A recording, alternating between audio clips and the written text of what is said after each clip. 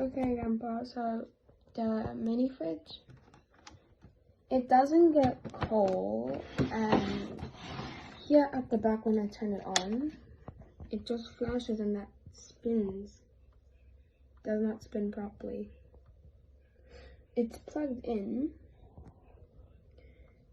and I watch videos on YouTube, it doesn't want to work.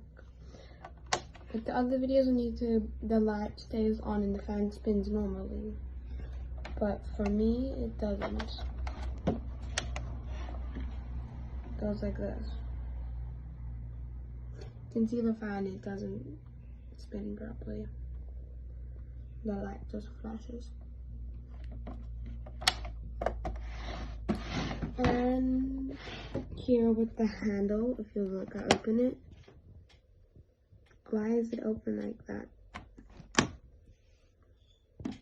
Is it broken or is that just part of it?